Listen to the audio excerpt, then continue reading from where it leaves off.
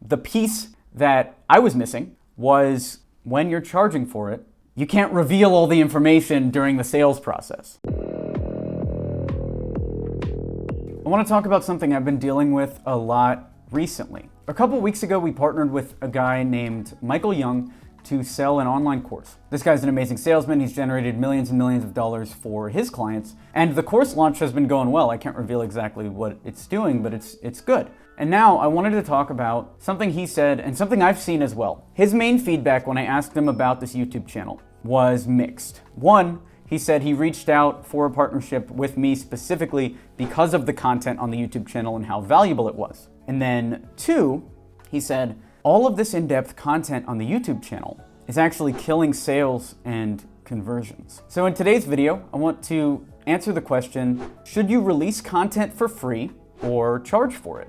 There are a couple different mindsets here. I have my opinion that's evolved, and I'll talk a little bit about my journey in a second. But first, I want to talk about a couple people in the online marketing space and what they're doing. My influence when it comes to the amount of value I deliver in my content is Ramit Sethi. I've talked about him before on this channel, the founder of I Will Teach You to Be Rich. He said a few times before, our free material is better than other people's paid material. And his business approach is, I'll release my best stuff for free and then people will buy the course based on how good that material is. Eben Pagan is another internet marketer. He called it moving the free line, had a similar mindset. Ramit Sethi is showing such good material for free and then having even better material in his course, right? Eben Pagan's releasing as much stuff as he possibly can for free and then charging more. And my big insight was, why have an online course at all? Why not just release everything for free online and then monetize it somehow through consulting? That was my original plan. And it's done well. Our consulting business is doing well. X27 is getting a lot of leads, more leads than we can even handle. We're having to hire new salespeople to take on the amount of inbound leads that are coming into our agency, which is great. But what I've also found recently, particularly with two launches that we did, one was a sequence to sell consulting where we were raising our consulting price and we pushed a dozen or so sales on $400 consulting, which is crazy. Maybe we actually did more. I'm looking at the board right here. I'm getting out of the habit of revealing exact numbers. And then also from this webinar that we did to sell EpicMailMachine, the course, that sequence did even better and sold X number of courses. I can't say. It's very impressive though. I wish I could tell you. But Michael's approach was almost the exact opposite. If you look on this channel, we had a webinar for Accelerator, which was a $1,000 per month program where we coach agency owners on how to grow their business across an entire year. And we did that webinar, me and Austin Mullins from X27. We ran through it and we got 0 sales at the end of it. Michael did the webinar, same launch sequence, same length of webinar, and sold an incredible amount. What were we doing wrong on our webinar? Was it the offer? Probably not, because it was a similar offer that Michael was selling. His was a make money online course that we created together. How to generate a $100,000 client with no experience, no portfolio, like super hypey marketing stuff. That was one thing I really liked about Michael, is he sold the course in the most salesy way possible. So it's the same high quality information. It's not scammy information, but he sold it in a super scammy way, which led to a lot more sales. And I like his balance of making clients succeed in the long term while also generating as many sales in the short term as possible. It's a very good mix to have in a salesperson. But the main thing he did in this webinar was he talked a lot about the dream, about how he can run a business from anywhere, about the clients that have succeeded. And then he touched on what you do in the course. So he said it was about finding portfolio companies, doing all this stuff. But one thing he didn't mention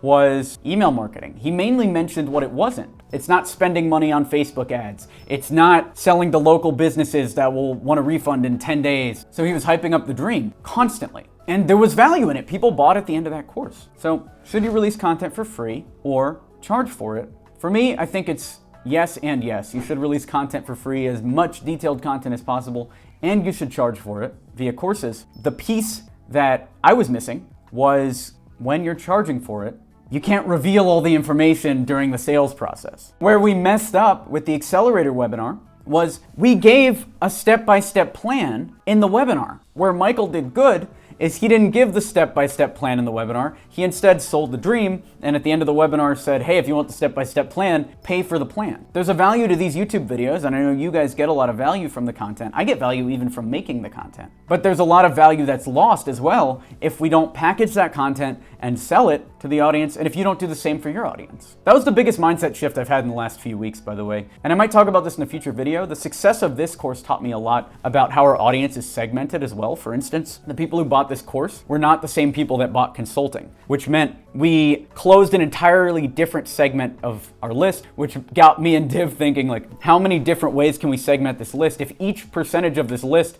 will buy a different product, I mean, we could increase our sales by 10, 20 times just by creating a product for advanced business owners, a product for people that will never start a business, maybe create a product for people that just like me as a person, personal appearances or something, a product for people that have their first client and how to scale. Like, each one of these is a different group of people that will buy. So should you release your content for free or charge for it? Yes and yes, do both. I'm gonna keep releasing super valuable content here on this YouTube channel. The main thing I've learned is there is also a ton of value to packaging the content and selling it to your audience. I'm doing a punch right here because you're shoving the content down the audience's face, all right? Your face specifically, trying to get you to pay. Because if you're not selling and you're just releasing free content, you're leaving so much revenue on the table. Just seeing how this launch did in 30 days, I can tell you with confidence, we've left at least $4.5 million on the table.